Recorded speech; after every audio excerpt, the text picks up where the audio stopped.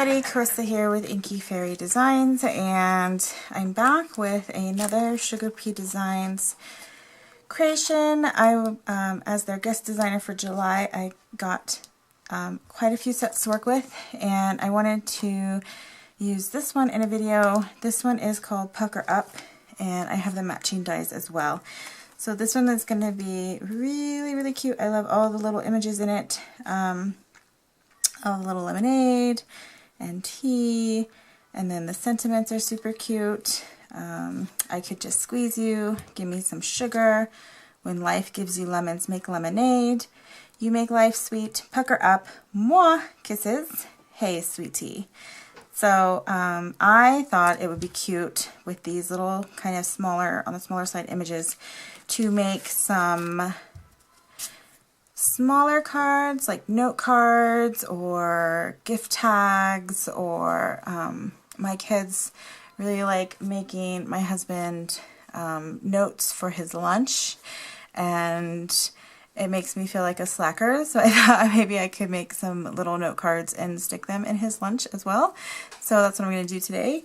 And one technique that I am loving right now is these Distress Oxides. I know I'm sure everybody's seen them, heard about them, seen them in action, but I've been playing with them for a little bit and really, really, really love them. So I haven't done any videos with them. I haven't done any videos at all. So I thought today I would go ahead and use these for my backgrounds and possibly for my coloring as well, to keep it simple.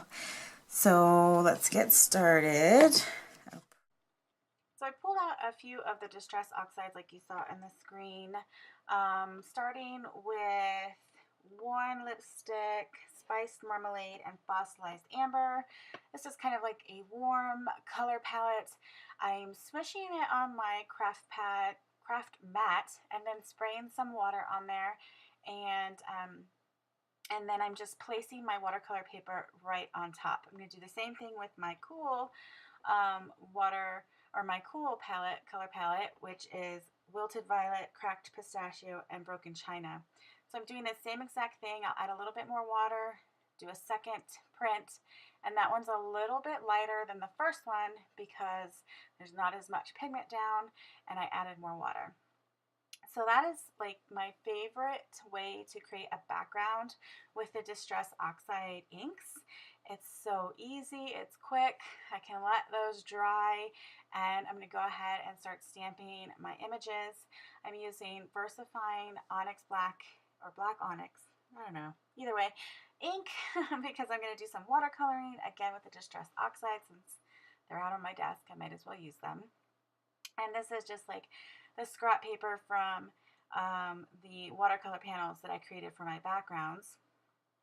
So when I cut them down to 4x4, I had these little scraps, and I thought, well, might as well just use them and stamp on them and do my coloring on them and have a completely watercolor card. So I am using the same colors, except for here, this little tea, my little sweet tea.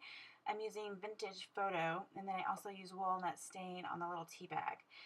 So those are the only, I believe, additional colors. I think I use a little bit of Fired Brick, but not a lot. So you can see I just added the color to my craft mat because it's super easy to pick it up. And then I am taking my watercolor brush and picking that up, adding some water to it, picking it up, putting it on, coloring it where I want it. I do like to leave a white space on my images. I just like that look. It gives some natural highlights and dimension to the images, and it's just probably my favorite look of watercolors is having those little white areas where it's not fully colored in. That's the beauty of watercolors. That's what I love about watercolors. So I definitely always tend to keep it loose and free like that. So I'm just going in, and I'm using a black velvet silver watercolor brush. I think that's what it's called. And those are my favorite. I've been using them for years. And then I'm going to come in and I cut my paper down just so it'd be easier to kind of get close up. And now I'm coming in with those warm colors again. And there's where I put the fired brick down. I kind of mixed it with the warm lipstick to give it a little bit of a darker red. And I'm just coloring my images, this little glass of lemonade. And I just think these images are so cute and so happy. And they're small, so whatever medium you're using to color, it's going to be a really quick project. Nothing too time consuming or tedious, which I know for me sometimes that's always nice to have.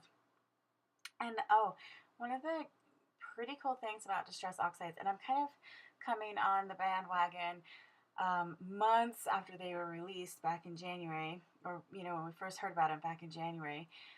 But what's cool is that while my yellow was still wet, I put a little bit of that broken, or the faded jeans, which is another color that I did use on these, on the ice cubes. And they don't really blend, they don't really mix, even though that the yellow was wet. It didn't really turn into a green like you would expect it to. So they kind of sit on top of each other, which is pretty neat.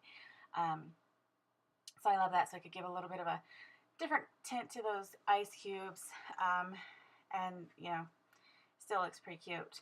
So here I am finishing up this little, I don't know, what is it, an icy or a slushy, or what are those, they're like the ice cream, fruity ice creams. I can't think of the name of it right now, but it's such a cute image.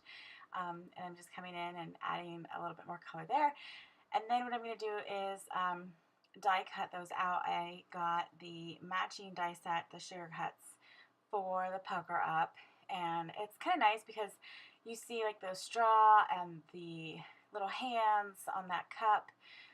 It just makes it so much easier to cut them out when you have the matching die cuts. So while I do love fussy cutting, and I don't normally purchase a lot of the matching die sets, for a set like this, you see that little T-string, that would be a little bit of a pain in the booty to cut out. So it's nice to have the dies when you have like these smaller, more detailed images.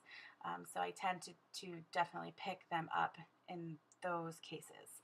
So I have my backgrounds, they are all dry. I'm kind of figuring out which images I want on what. I wanted to mix them up, put some of the cooler images on the warmer backgrounds because they're opposites and it's going to make it pop more. And then I decided which sentiments I wanted to stamp on each one. And I'm using my Misty because it's watercolor paper, so it does have that little bit of texture, and I want to be able to stamp it more than once like you see I'm doing. And I ended up having to stamp each one twice just to get a nice, clean, crisp, black sentiment on there. And so that's a great thing about a Misty or any of the kind of stamping tools like this.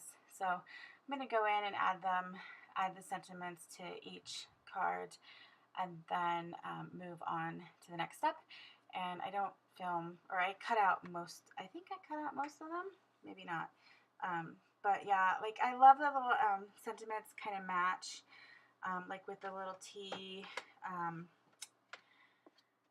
image, I used Hey Sweetie, and it's spelled with the T-E-A, and then with the little ice cream image, you make life sweet, and I could just squeeze you with that little lemon being squeezed, the juice out of it. So that's super cute. I just love the little expression on its face too. Cracks my kids up.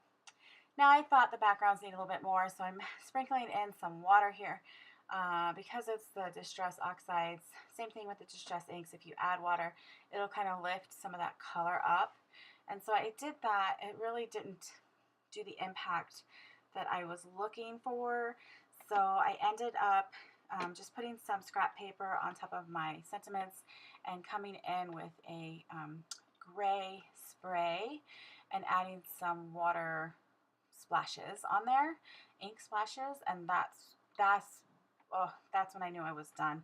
I liked the way that looked. So I outlined the edges of each panel with some Distress ink and hickory smoke, and now I'm just adding those to my little 4¼ by 4¼ cards, because like I said, these are just going to be quick and easy little note cards, and I just used my ATG adhesive.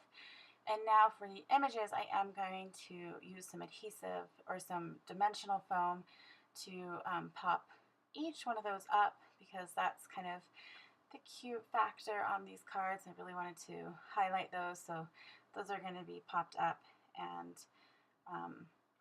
the little tea bag, I'm just gluing that flat down behind my little picture. So cute.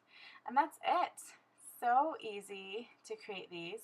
Oh gosh, of course I have to add a little bit of glitter, so I pulled out the Spectrum Noir clear glitter pen and just kind of highlighted little portions of those images. So now they're done. I've got 4 note cards to stick in my husband's lunches coming up, and I just think they turned out really cute. And like I said, this is my favorite way to create backgrounds with the Distress Oxide inks right now. Thank you again to SugarPea Designs for inviting me to be a guest designer for July. I will be back next week with another video. Bye!